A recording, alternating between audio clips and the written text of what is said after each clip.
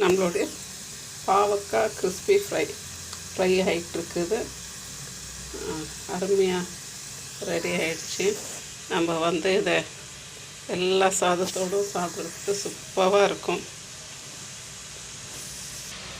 பாருங்க, இப்படி ஒரு தட்டில் எடுத்து வச்சு கொடுத்தாச்சுனாக்கா போதுமாயிடும். நம்மளுக்கு சாதத்தோடு ரொம்ப சூப்பராக மேட்ச் ஆகும். Hi friends, happy morning. Welcome to all channel friends. பாருங்கள் ஃப்ரெண்ட்ஸ், நான் இன்றைக்கி பாவக்காய் எடுத்து வச்சுருக்கேன்.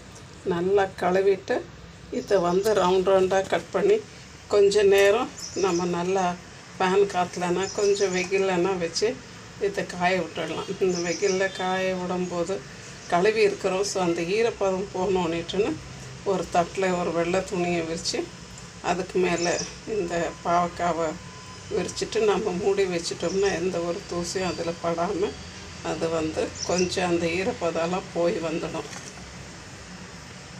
நான் அப்படி கொஞ்சம் இந்த வெங்காயமும் பாவக்காவும் இப்படி கொஞ்சம் நேரம் வெயிலில் வச்சு எடுத்துருக்கேன். இது கூட கொஞ்சம் தட்டி வச்சு பூண்டு எடுத்துருக்கேன். கொஞ்சம் பார்த்திங்கனாக்கா கருவேப்பிலை கட் பண்ணி வச்சுருக்கேன். இதை நம்ம செஞ்சு ஒரு டப்பாவில் போட்டு வச்சுக்கிட்டோன்னாக்கா நம்மளுக்கு நல்லா இருக்கும். இதுக்கு தேவையான பொருள் பார்த்திங்கனாக்கா நான் கொஞ்சம் மிளகாத்தூள் எடுத்து வச்சுருக்கேன். ஒரு 3/4 டேபிள் ஸ்பூன் அளவுக்கு மிளகாத்தூள் எடுத்து வச்சுருக்கேன். அடுத்து உப்பு எடுத்து வச்சுருக்கேன். ஒரு பிஞ்சு சோடா மாவு எடுத்து வச்சுருக்கேன். பின்ன கஸ்தூரி மேத்தி அது ஒரு 1/2 ஸ்பூனு, 1/4 ஸ்பூன் அளவுக்கு சோம்பு எடுத்து வச்சுருக்கேன். இது எல்லாத்தையும் இதில் கொட்டிடலாம் ஃப்ரெண்ட்ஸ். சேம் டைம் நான் ஒரு கப்புக்கு ஒரு 1/2 கப்பு மெஷர்மெண்ட் கப்பில் ஒரு 1/2 கப் அளவுக்கு அரிசி மாவும் இதோடு சேர்த்துடுறேன். அந்த அரிசி மாவு அளவுக்கு நான் கடலை மாவு எடுத்து வச்சுருக்கேன். அதே 1/2 கப்பு கடலை மாவு. நீங்கள் எந்த கப்பில் மெஷர் பண்ணிக்கிறீங்களோ அந்த கப்பில் பண்ணிக்கோங்க. நான் இன்றைக்கி 2 பாவக்காவை கட் பண்ணி கொஞ்சம் இப்படி ஆற விட்டு எடுத்ததுனால அது கொஞ்சம் காஞ்சி இருக்கிறதுனால ஈரப்பதெல்லாம் போனதுனால அது கொஞ்சம் தெரியுது. இப்படி ஆற விட்டு எடுத்துக்கிட்டோம்னாக்கா நம்மளுக்கு இது ரொம்பவே நல்லா வரும், கிறிஸ்பாக வரும். அதுக்கு அடுத்து பார்த்திங்கன்னா ஒரு சின்ன ஸ்பூன்ட்டு ஒரு 1/4 ஸ்பூன் அளவுக்கு நான் இஞ்சி பூண்டு பேஸ்ட்டு போட்டுக்கிறேன். இது எல்லாத்தையும் சேர்த்துட்டு நம்ம இப்போ கொஞ்சம் அப்படியே போட்டு பிசைஞ்சு எடுத்துகிட்டு கொஞ்சம் தண்ணி தெளித்து பிசைஞ்சு வச்சுக்கலாம் ஃப்ரெண்ட்ஸ்.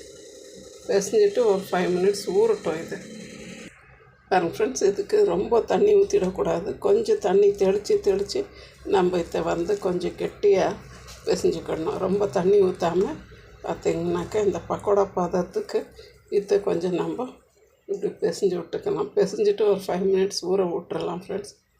ரொம்ப தண்ணி தெளிக்க வேண்டாம், இந்த அளவு போதும். பாருங்கள் ஃப்ரெண்ட்ஸ், இப்போ நான் ஒரு பேனில் கொஞ்சம் எண்ணெய் சூடாக்கியிருக்கேன். இப்போ நம்ம அந்த பெரட்டி வச்சுருந்த அந்த பாவக்காய், பூண்டு, வெங்காயம்லாம் நம்ம இதில் கொஞ்சம் கொஞ்சமாக போட்டு பொரித்து எடுத்துக்கலாம் ஃப்ரெண்ட்ஸ்.